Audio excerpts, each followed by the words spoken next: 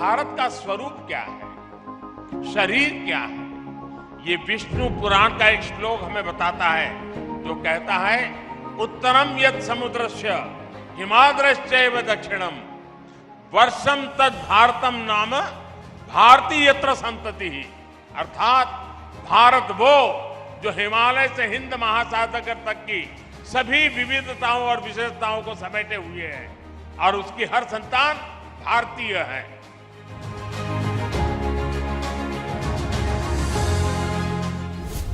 किसी राष्ट्र का सांस्कृतिक वैभव इतना विशाल तभी होता है जब उसकी सफलता का परचम विश्व पटल पर लहरा रहा होता है। और सफलता के शिखर तक पहुंचने के लिए भी ये जरूरी है कि राष्ट्र अपने सांस्कृतिक उत्कर्ष को छुए, अपनी पहचान के साथ गौरव से सर उठा करके खड़ा हो जाए।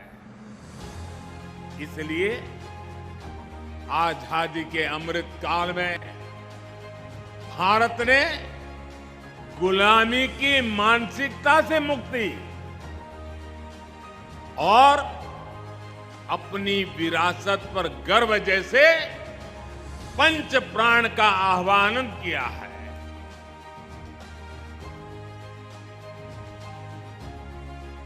दुनिया को पता नहीं था कि भारत के पास एक इनहेरेंट सामर्थ्य है, एक संस्कार सरिता है, एक मन मस्तिष्क का विचारों का बंधन है, और वो है भारत लोकतंत्र की जननी है,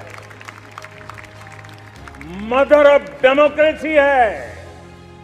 और जिनके जहन में लोकतंत्र होता है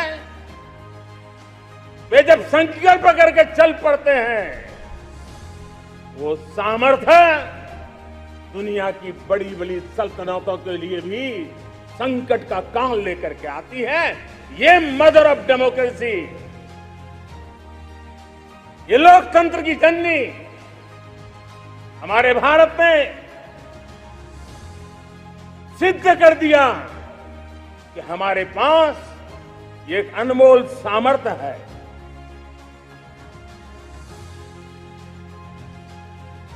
नए भारत में अपनी संस्कृति का गर्व भी है और अपने सामर्थ्य पर उतना ही भरोसा है। नए भारत में विरासत भी है और विकास भी है। आप देखिए, अयोध्या से जनकपुर आना जाना आसान बनाने के लिए राम जन्म की मार्ग का निर्माण हो रहा है। आज भगवान राम से जुड़े स्थानों को रामायण सर्किट से जोड़ा जा रहा है।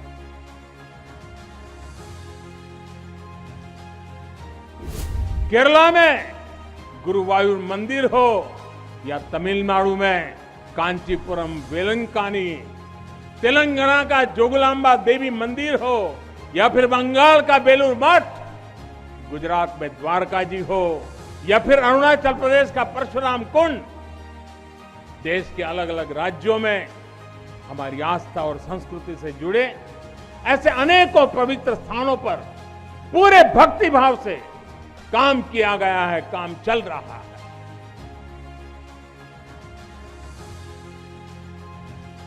हमने गुलामी के कालखंड में जो खोया, आज भारत उसे रिनोवेट कर रहा है।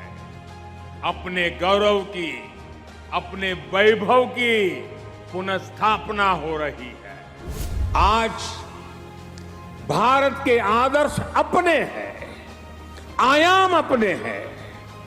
आज भारत के संकल्प अपने हैं, लक्ष्य अपने हैं। आज हमारे पथ अपने हैं, हमारे प्रतीक अपने हैं। और साथियों, आज अगर राजपथ का अस्तित्व समाप्त होकर कर्तव्य पथ बना है, आज अगर जॉर्ज पंचम की मूर्ति के निशान को हटाकर नेताजी की मूर्ति लगी है, तो ये गुलामी की मानसिकता के परित्याग का पहला उदाहरण नहीं है। ये न शुरुआत है न अंत है। ये मन और मानस की आजादी का लक्ष्य हासिल करने तक निरंतर चलने वाली संकल्प यात्रा है। देश के प्रधानमंत्री जहां रहते आए हैं, उस जगह का नाम रेसकोर्स रोड से बदलकर लोक कल्याण मार्ग हो चुका है। हमारे गणतंत्र दिवस समारोह में अब भारतीय वाद्य यंत्रों की भी गूंज सुनाई देती है। बीटिंग द रिट्रीट सेरेमनी में अब देशभक्ति से सरोबार गीतों को सुनकर हर भारतीय आनंद से भर जाता है। अभी हाल ही में भारतीय नौसेना ने भी गुलामी के निशान को उतारकर छत्रपति शिवाजी महाराज के प्रतीक को धारण कर लिया है। नेशनल वॉर मेमोरियल बनाकर देश ने समस्त देशवासियों की बरसों पुरानी इच्छा को भी पूरा किया है।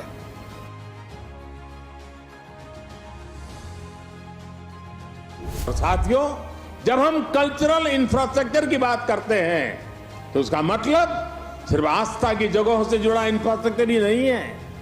इंफ्रास्ट्रक्चर जो हमारे इतिहास से जुड़ा हुआ हो, जो हमारे राष्ट्र नायक और राष्ट्र नायिकाओं से जुड़ा हुआ हो, जो हमारी विरासत से जुड़ा हो, उसका भी उतना ही तत्परता से निर्माण किया जा रहा है। सरदार पटेल की स्टैच्यू ऑफ यूनिटी हो या फिर आदिवासी स्वतंत्रता सेनानियों को समर्पित म्यूजियम, पीएम म्यूजियम हो या फिर बाबा Saheb Ambedkar memorial, national war memorial हो या फिर नेशनल पुलिस मेमोरियल, ये कल्चरल इंफ्रास्ट्रक्चर के उदाहरण है। ये परिभाषित करते हैं कि एक राष्ट्र के तौर पर हमारी संस्कृति क्या है, हमारे मूल्य क्या है और कैसे हम इन्हें सहज रहे हैं। एक आकांक्षी Bharat social infrastructure, transport infrastructure, digital infrastructure के साथ ही कल्चरल इंफ्रास्ट्रक्चर को गति देते हुए तेज प्रगति कर सकता है।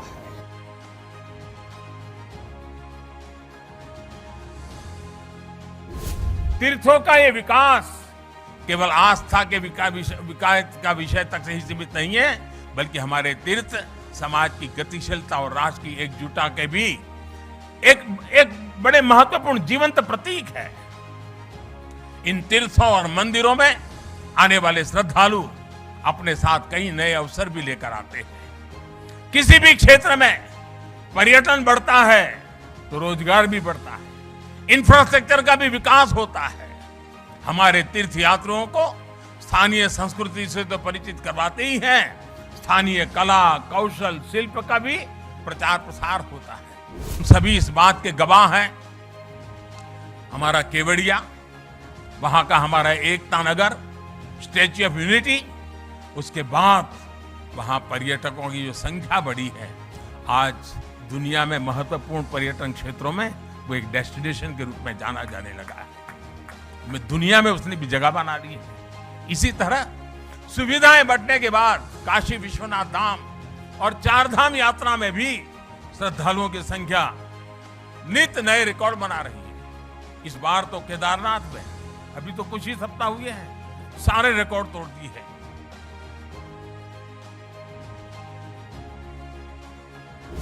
साथियों, आज जब हमने आजादी के 75 वर्ष पूरे किए तो देश ने अपनी विरासत पर गर्व के पंच प्राण का आह्वान किया है।